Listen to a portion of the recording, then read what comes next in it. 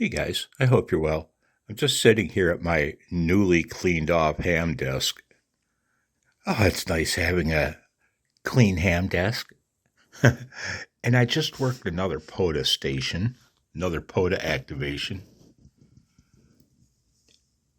N0ANE, he's in Minnesota.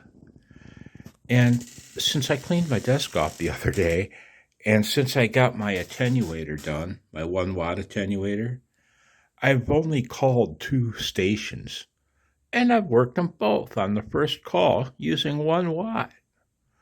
And now I used to think I was the greatest QRPer in the world. I mean, I have won the award, QRPer of the Year award. See my previous video about wanting to be elected. I want to be elected. I talk about it there.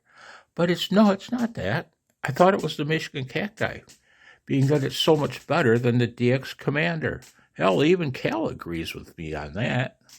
Right? That's not it, though. You know what it comes down to? All the world loves a compute. Nice, Chuck. Very dramatic. What it comes down to is that all the world loves a Oh my God. Really?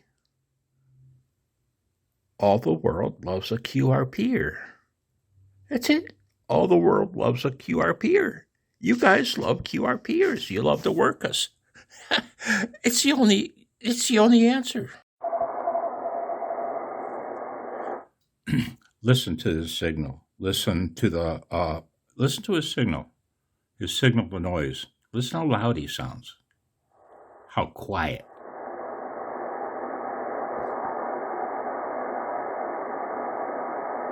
Oh no. Oh no. Please come back.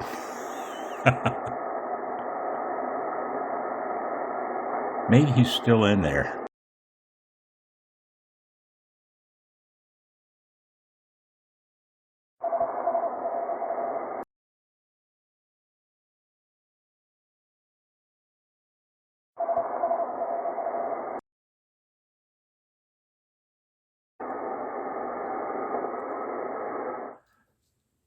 He was so weak, I had to crank up the volume, to dig him through the static. That was VE7SRF, Sierra Romeo Foxtrot, in BC, in British Columbia. Now, I did not work him. Well, yes, I did work him first call, but I had to repeat my call sign 4 or 5 times, and I worked him. I got a 539. And, yeah, dang, man, with 1 watt. Well,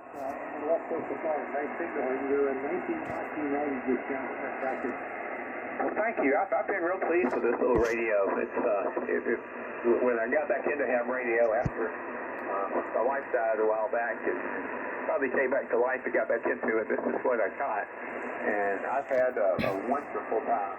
That fellow right there, he's in Georgia. He's running 19 watts. I forget what he said he's running. I forget now his rig. It's a G something, one of those Chinese imports. He's got great audio. And I worked him second call, with 1 watt.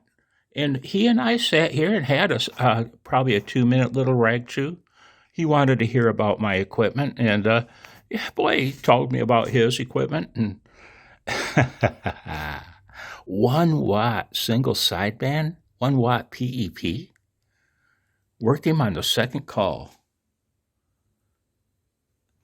Is life too short for QRP? Oh, you know it is. You know it is. I could have this kind of fun for a handful of lifetimes. 73, guys. Why did I sound so serious just then? I'll catch you later. Bye now. Hey, guys, I have a serious question for you. You know what I'm thinking I'm going to do? After tonight's good luck, I guess it's good luck.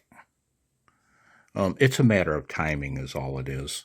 And it's a matter of the operator on the other end, has to be willing to dig one out of the noise, even though this guy said I was a 579, one guy did. And I just worked Alpha 4 Bravo Whiskey, right, in Georgia using single sideband. And he gave me I was a 5.5. I gave him a 5.6. And you know what I think I'm going to do? I think I'm going to set my camera up on a tripod and let it record. Sit here and work QRP for a half hour. You know, I'm all over the place when I do this, back and forth between CW and single sideband. A question for you. If I were to do that, sit here and record a half hour nonstop of QRP activity, would you guys have any interest in watching that? And if so, should I edit out should I edit it down so that all you hear are the contacts? I mean, if I do that, if I record for half an hour, I might only make a couple, 3 contacts. My video might only run for a minute, you know? Or should I just do my best to work QRP PODA operations for a half hour and post it? Yeah, I don't know. It's a thought. I hope you're well. I'll talk to you later. Bye, guys.